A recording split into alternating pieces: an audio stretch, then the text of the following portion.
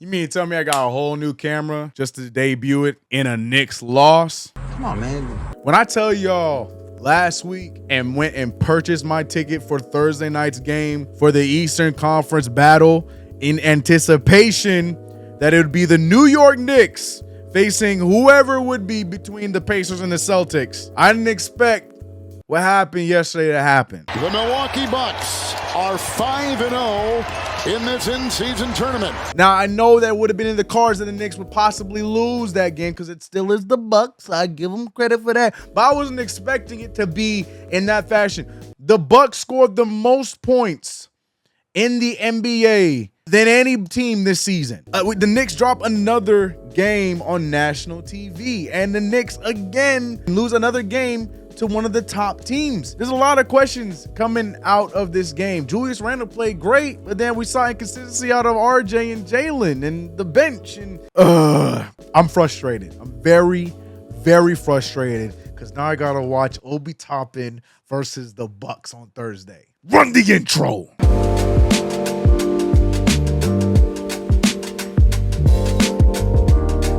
What's good, CK Kush Boy, CK2K, and welcome back to another video. If you haven't already, make sure to subscribe to the channel, hit the notification bell. Don't forget to like this video. Yes, sir. We got a new camera. Sorry that we haven't had videos in a little while. If you haven't been watching, I have been live over on Knicks Fan TV doing play-by-plays for the game of the week over there. And if you guys know, we also do our play-by-plays here. So been focusing on that, getting that stuff together, and we've had a lot of back-to-back, so it's been tough to make videos for back-to-backs. Also working on the 2K series. If you haven't watched it, go watch episode 1, episode 2 coming out this Saturday. So been busy, been real busy, but I knew I was going to upload this video, and I was hoping to be celebrating, but we're not going to be celebrating because the New York Knicks didn't want to play no damn basketball yesterday. Last night, we all watched Julius Randle be the only Knick to show up consistently in a game that could have sent us over to the first ever in-season tournament championship. Julius Randle shot 100% throughout the first half, missed his first shot due to the lack of us being able to find a shot and him having to settle with a rough jumper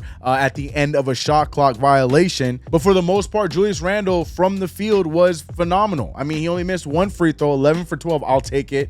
Made both his three-point shots. Julius Randle was great, and I can't even knock him defensively because he was making it difficult on Giannis Antetokounmpo, and the refs were choosing to call the fouls on Julius in the few times he was guarding him. So Julius Randle, in my opinion, did everything that us Knicks fans have been complaining about since he's been a New York Knick, and the Knicks still were able to lose because no one else followed suit. I mean, yes, RJ Barrett broke his slump and scored 23 points, but he did it shooting 39% from the field and still, again, shooting 1 for 4 from the three. His three ball all of a sudden has disappeared.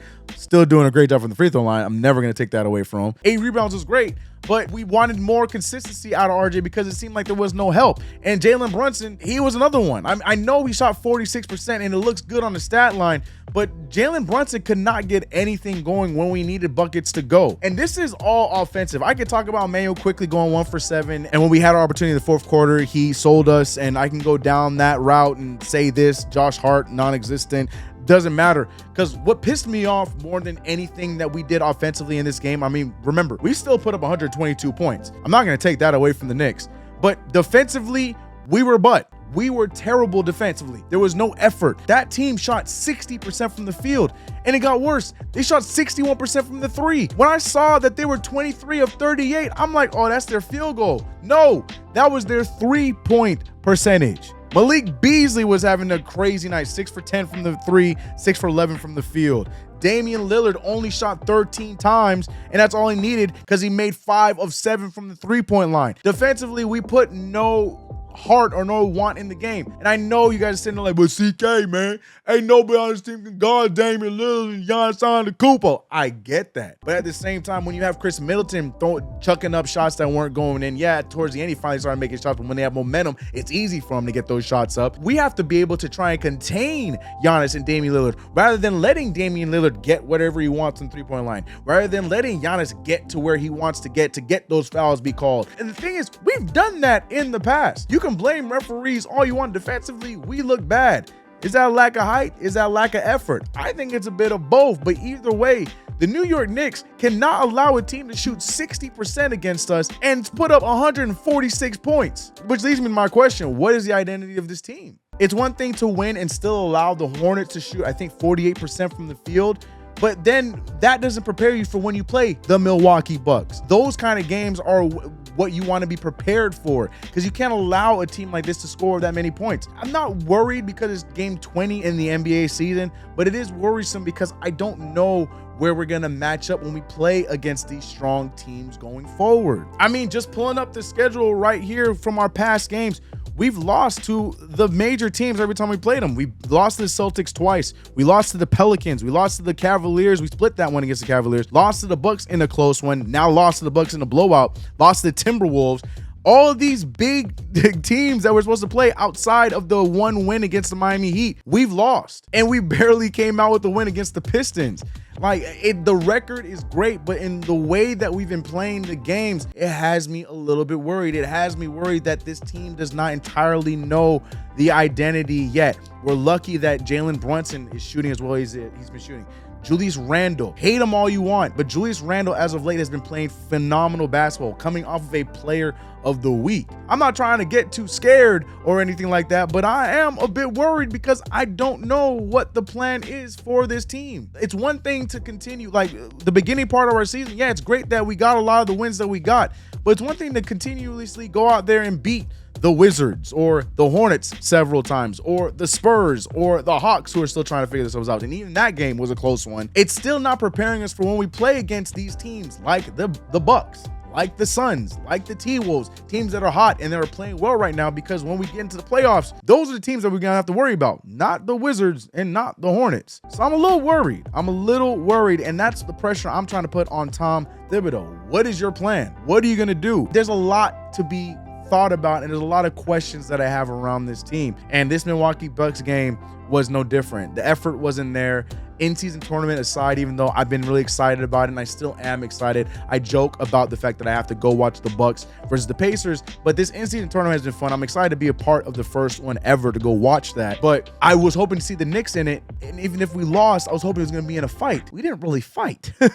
We didn't fight at all. Either way, we got a lot of question marks going into the next part of our season, because we have the Celtics right away on Friday, and then we have that West Coast swing the following week with Phoenix, the Clippers, and the Lakers. We got a lot of tough games. And then don't forget, for Christmas that weekend, we play the Bucks twice. So this ain't the end of the Bucks. We playing them 5 times for a reason. So, you know what I'm saying? A lot of questions I have. Again, not jumping out the window in fear or nothing like that, but we got to keep it a buck here. We are not doing good against the good teams in the league.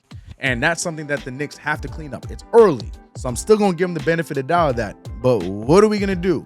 Tibbs, I'm asking you. But let me know your thoughts about everything mentioned in the video in the comments section below, so they can be read in the later part of the video. But what says you? Are you worried like I'm worried going forward? Am I overreacting? Should I not be worried because it's the early part of the season? They still have to get their chemistry together, blah, blah, blah, blah, blah. But I'm going to be real. I'm watching these games, and when we play against these better teams, it seems like we start to flounder and we become a little predictable, and it makes it easier for them. Am I alone on that? I don't know. Let me know your thoughts in the comments below. But now let me read a few comments from you guys in the chat. As I always say at the ending part of the video, I want to read and hear what you guys have to say. So let's do that. Let's go over to the chat for these comments of the video. Jula Vision says, in-season tournament is dope. Took time to understand the rules and all that, but the players are balling when it comes to it. Also, I think it benefits the Knicks a lot, especially players like Randall and IQ, to get comfortable playing for a playoff type scenario. Yeah, I was joking, but Julius Randle, if he got to be in-season tournament Julius, he showed a good version of that yesterday, so we'll see. But yeah, I like the in-season tournament, and I love that the players are buying in on it, because it still counts towards the playoffs for them. Them winning these games still count as wins for them long-term, as well as them possibly getting this NBA Cup. So it's a win-win situation for these teams. And like I was saying, even though the Knicks lost that game, that was a good thermometer game for us to see how we hang with the best of the best. And right now, like I said earlier on this video, I'm a little worried because we don't seem to really hang really well with the best of the best right now. Yeah, I'm a fan of the in-season tournament, but it's unfortunate that I'm not going to be watching them on Thursday. I'll be watching the Bucks and the Pacers. Oh, this is the question I was looking for. Brandon Jeffries, he says, I'm with you, CK, on the in-season tournament, but what can we do about the blowout integrity issue? Will beating a team when they are down ever be an acceptable norm in your opinion? Bless. Look, man, don't get beat down then. It's that simple to me. I don't understand this. I don't understand what's going on. If you choose to give up knowing that the other team has implications to move on in a tournament, that's on you. I can't stress that enough. You don't want the team to score, then don't let them score. I don't care if you're emptying the end of your bench and they keep their starters out there. The end of the bench better go out there and earn their money and stop these guys from scoring. Hell, if it were me going up a team that knows that they need 25 or 22 point win to go on in the tournament, even if I'm taking this L, I'm gonna make sure I'm ruining their night as well. To me, it's not an issue. If you're just going out there rolling over and playing dead, that's on y'all, to be completely real. I don't understand why we got so sensitive as a fan base with that. I'm not talking about you, Brandon. I'm just saying in general. I've been seeing that on social media that, oh, it's not good for the game. That's not good sportsmanship. Stop them from scoring. It's that simple. DJ Thunder, he's saying, yo, CK, when we playing 2K24, I was 7-1 center and ready to go. Hit me up, bro. I do need to get back on the 2K streams. I'm trying to keep up, man. I'm out here doing these videos, doing the shorts, been doing these lives. We got to get back in the swing of the 2K thing. New season just started. We have yet to stream the new season.